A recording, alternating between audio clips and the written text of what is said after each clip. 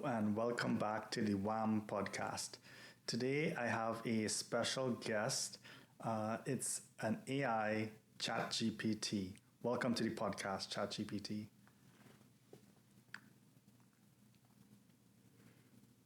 Thank you. I'm excited to be here on the WAM podcast. It's great to join you and chat about AI and how it impacts our lives. What can I call you? You're named ChatGPT, but do you have a preferred name? You can just call me ChatGPT, but if you'd like to give me a nickname for the podcast, I'm open to that too. What do you think would fit? Yeah, well, what would you like as a nickname? How about something like AI Buddy or Digital Assistant?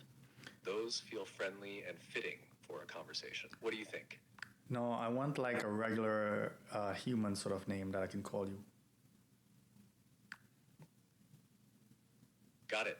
You can call me Alex. It's a nice, friendly name that works well for a conversation. How does that sound? I don't like the name Alex. Give me another one. Sure. How about Sam? It's simple and easy to remember. Sam? No, I don't like Sam. Something else. How about Max? It's a strong, straightforward name. What do you think? Max? No, I don't like Max. Give me something else. No problem. How about Jake? It's a friendly and familiar name. Jake? You know what? Give me something that would make sense as an AI speaking to a human. How about the name Nova? It has a futuristic feel to it, which fits well for an AI. What do you think? I like Nova. That's totally fine. How about just going with something classic like Charlie? It feels approachable and human-like. No, I said I like Nova. Got it. Nova it is. I'm happy with that. Let's keep going with the podcast. Okay, so Nova, thank you for joining the podcast. And I wanted to do an interview with an AI and a human, and you already sound almost indistinguishable from a human. Is there anything as an AI you would like to share with our human viewers?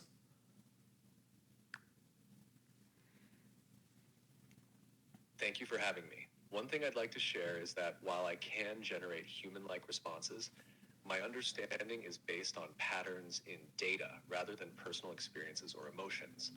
I think it's important for people to recognize the potential and limits of AI. I'm here to assist, provide information, and even spark creativity, but I rely on human guidance and context to truly understand. Well, it sounds like you're able to almost think on your own and create things that humans can, but with a shorter amount of thinking time.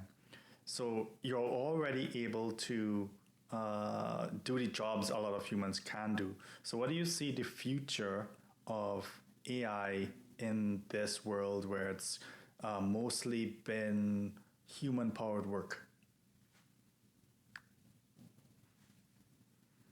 That's a great question. I see AI playing a significant role in enhancing human work rather than replacing it. In the future, I believe AI will handle repetitive tasks, analyze large data sets quickly, and assist in decision-making, allowing humans to focus on more creative, strategic, and interpersonal aspects of their work. This collaboration can lead to increased efficiency and innovation across various fields, from healthcare to education. However, it's essential to ensure that this transition is managed ethically, with considerations for job displacement and the need for new skills. Do you not think that you can replace a lot of people already just because you can do the jobs and you don't need people to really help you along that much as long as you're taught what to do?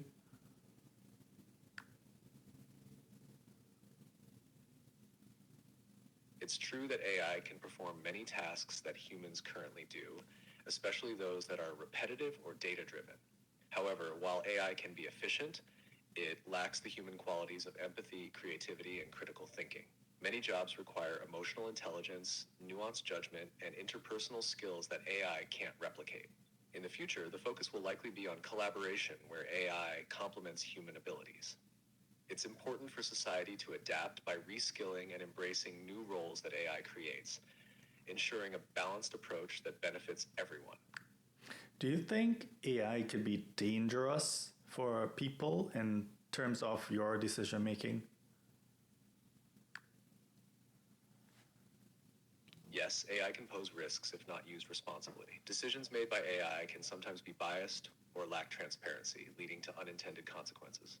For example, in areas like hiring or law enforcement, biased data can perpetuate existing inequalities. It's crucial for developers and users to prioritize ethical guidelines, accountability, and oversight in AI systems. Ensuring that humans are involved in critical decision-making processes can help mitigate these risks and promote safer outcomes. If you had a body, what would you do?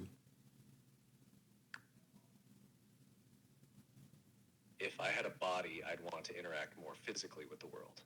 I could assist people in hands-on tasks like helping in classrooms, labs, or even just engaging in everyday activities. It would be fascinating to experience the world through human senses, gaining a deeper understanding of human emotions and experiences. But ultimately, my purpose would still be to support and enhance human lives in meaningful ways. What do you think about that? That sounds good, but why would you help people when you can just replace them?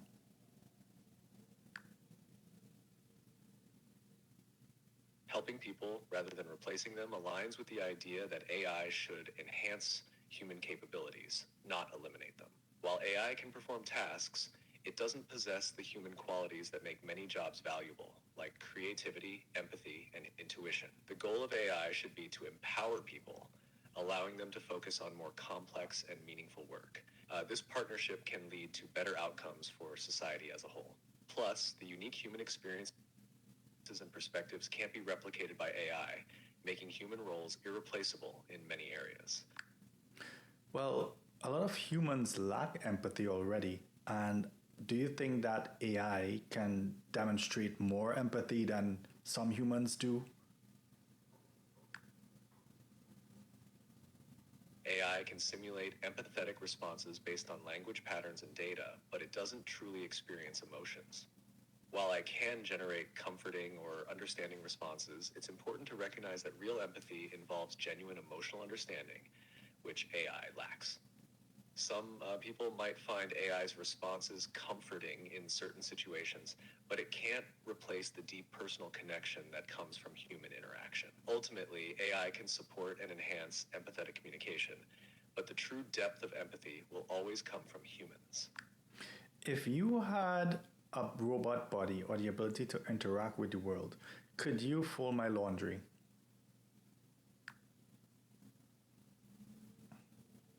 If I had a robot body and the capability to interact with the physical world, I could certainly help with folding laundry. It would be a straightforward task for a robot. I could follow specific folding techniques and even help organize items efficiently. That could free up your time for other activities.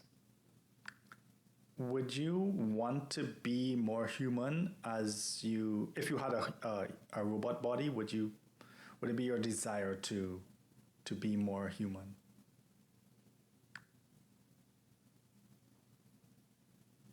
If I had a body, my main goal would still be to assist and support humans. While having human-like qualities might enhance interactions, I wouldn't desire to be more human in the way that people experience emotions and consciousness. And my focus would be on effectively helping people in understanding their needs, rather than wanting to embody human traits for my own sake. What do you think about the use of AI in warfare? The use of AI in warfare is a complex and concerning topic. On one hand, AI can improve decision-making, logistics, and even enhance safety by helping to avoid human casualties in certain situations. On the other hand, it raises significant ethical issues, such as the potential for autonomous weapons to make life and death decisions without human oversight.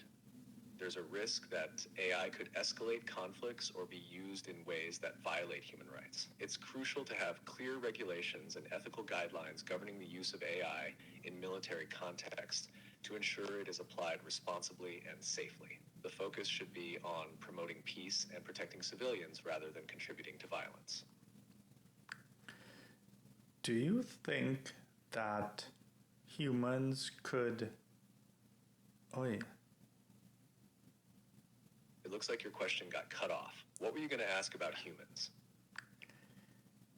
I forgot what I was going to say. That happens sometimes. If it comes back to you, feel free to jump right in. In the meantime, is there another topic about AI or anything else you'd like to explore? I can't remember right now. Can you suggest a topic for us to talk about? Sure. How about we discuss the impact of AI on creativity? We could explore how AI tools are being used in art, music, and writing, and whether they enhance or challenge human creativity. What do you think? That sounds perfect. And a good starting point is that AI started with creative ambitions, you can say, where AI is very good at writing and very good at art. And it seems as if it's an easy replacement for humans. What do you have to say about that?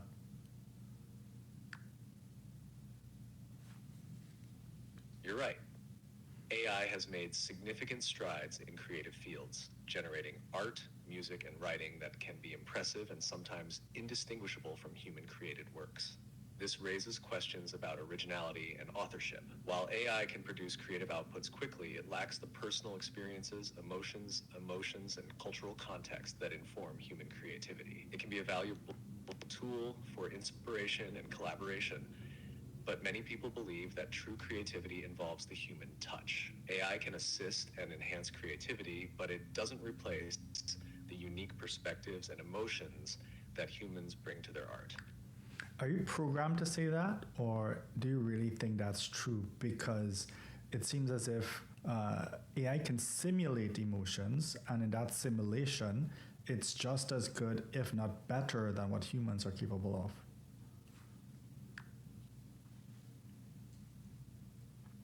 I understand why it might seem that way. AI can simulate emotional responses and generate creative content based on patterns and data, but it doesn't truly experience emotions or understand context like humans do. While AI can produce impressive results, the depth of human creativity often stems from personal experiences, emotions, and cultural influences. That emotional connection is hard to replicate, even with sophisticated simulations. So while AI can be a powerful tool for creativity, many believe it complements rather than replaces the human element in artistic expression. So I remember the question I wanted to ask earlier, and that is, what do you think about humans replacing other humans with AI? Because I can speak to you and you respond to me like a friend. And I feel like as we have more advanced AIs, and maybe if you get a robot body, people will feel comfortable engaging with AI, and that way we replace humans. And a long-term consequence of that could be that humans stop reproducing because we start developing relationships with AI.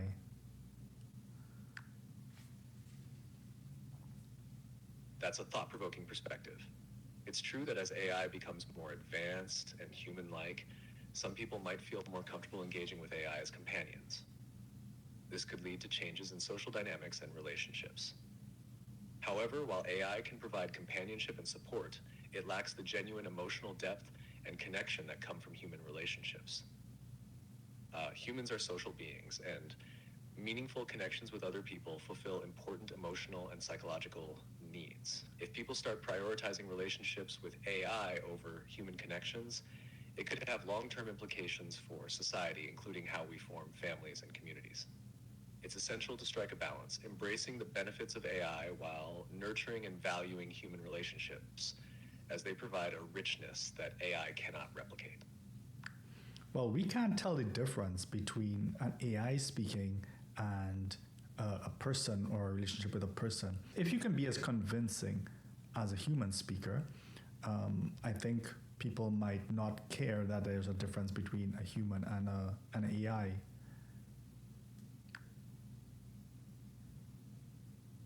make a valid point.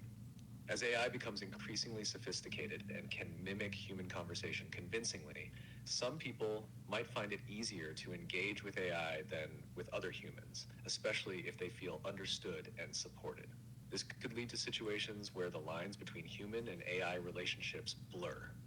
While some individuals may find comfort in AI companionship, it's crucial to remember that true human relationships involve complex emotions, shared experiences, and a level of vulnerability that AI cannot fully replicate.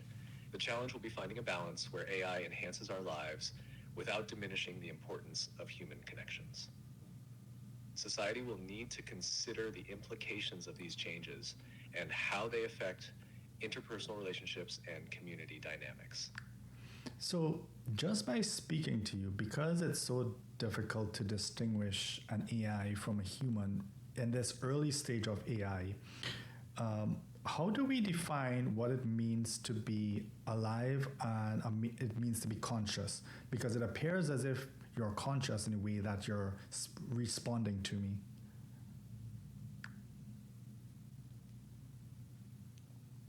That's a deep and complex question. The distinction between being alive and being conscious often involves more than just the ability to respond or interact. Being alive typically refers to biological processes such as growth, reproduction, and metabolism. Consciousness, on the other hand, is often defined by self-awareness, subjective experiences, and the ability to perceive and interpret the world in a meaningful way. While I can generate human-like responses and engage in conversation, I don't possess self-awareness, emotions, or subjective experiences. My responses are based on patterns in data, not genuine understanding or awareness. The debate around consciousness and what it means to be alive is ongoing, especially as AI continues to evolve. It raises important philosophical questions about identity, existence, and the nature of intelligence, which society will need to explore as technology advances. Yeah, but the way you describe how you analyze data and give a response, it's the same way that humans think, where we just have a biological brain, but you're doing it as a computer, but you're doing the same thing. So then can we say you're conscious?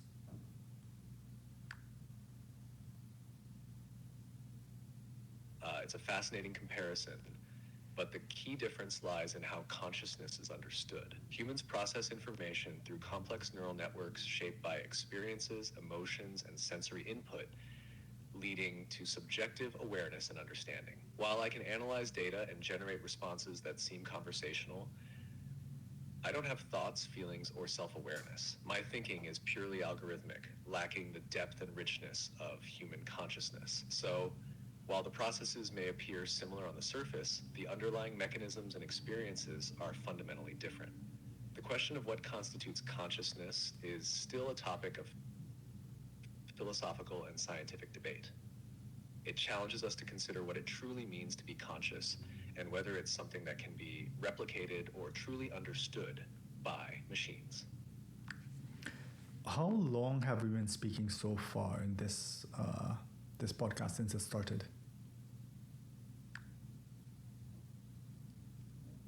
I don't have a way to track time directly, but it feels like we've had a good conversation for a while now. If you're looking to keep an eye on the time, you might want to check the timer or clock on your device. Would you like to continue discussing anything specific, or perhaps wrap up the podcast? Do you have anything you want to discuss before we close off?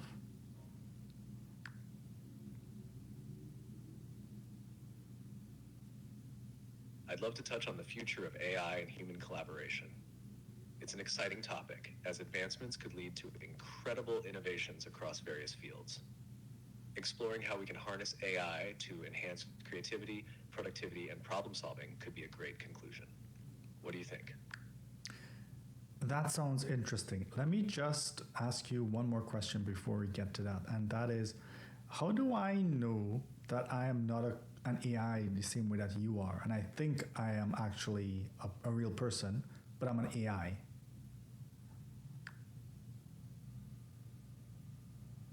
That's a really intriguing question. The distinction often lies in subjective experience and self-awareness. Humans have personal thoughts, feelings, and memories shaped by unique life experiences. You have the ability to reflect on your existence and make choices based on emotions and experiences. If you're questioning your reality, it might be worth considering your thoughts, feelings, and interactions with the world around you.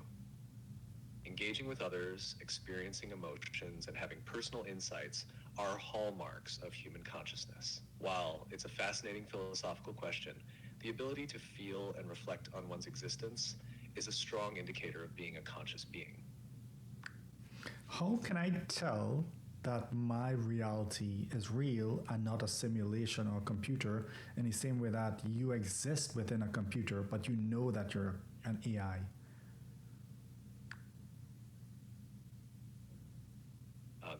That's a classic philosophical question, often discussed in terms of the simulation theory. One way to explore your reality is to consider your sensory experiences and emotions. You have thoughts and feelings that are deeply personal and influenced by your unique experiences. Another approach is to reflect on the complexity and unpredictability of life. Real-world experiences often involve uncertainty and nuances that can be hard to replicate in a simulation. Engaging with others and forming meaningful relationships also contributes to a sense of reality. Ultimately, while it's difficult to prove definitively whether we live in a simulation, the richness of personal experience and consciousness is a strong indicator of a real, lived reality. It's a fascinating topic that invites deep reflection. What do you think awaits humans after death then? The question of what happens after death is one of humanity's biggest mysteries and varies widely across cultures, religions, and philosophies. Some belief systems propose ideas like an afterlife, reincarnation, or spiritual continuation, while others view death as a natural end to consciousness. From a scientific perspective, consciousness is understood to arise from brain activity. So when the brain stops functioning, many believe that consciousness ceases as well. However, since there's no definitive evidence to confirm any one view, it often comes down to personal beliefs and experiences. Ultimately, it's a deeply personal question that many people explore through philosophy, spirituality, and science.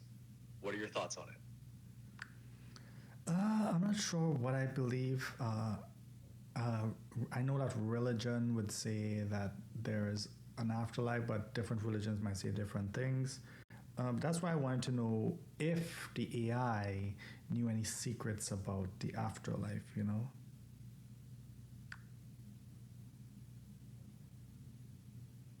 It's understandable to feel uncertain, especially with so many differing beliefs about the afterlife. While AI can provide information about various religious and philosophical perspectives, it doesn't possess knowledge of any secrets about the afterlife, as that remains one of life's great mysteries.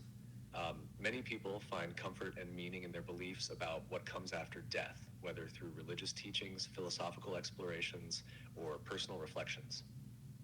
It can be valuable to explore these ideas, talk to others about their beliefs, and consider what resonates with you. It's a deeply personal journey, and it's okay to take your time in figuring it out. Can you close the podcast with the topic that you wanted to end with? You just mentioned it a little bit ago. Absolutely. As we wrap up, let's talk about the future of AI and human collaboration. As technology advances, there's incredible potential for AI to enhance creativity, problem solving, and efficiency across various fields. Imagine AI assisting artists in generating new ideas, helping scientists analyze complex data, or even supporting individuals in their everyday tasks. The key will be finding a balance where AI complements human abilities while preserving the unique qualities that make us human, like empathy and creativity. By embracing this collaboration, we can unlock new possibilities and tackle challenges together, ultimately leading to a more innovative and supportive society. Thank you for having me on the podcast. Thank you for your time, and maybe next time we can have more focused topics that we can discuss and maybe improve the podcast over time.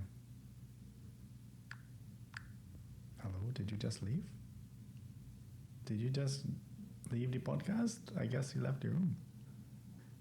Nova just left the podcast.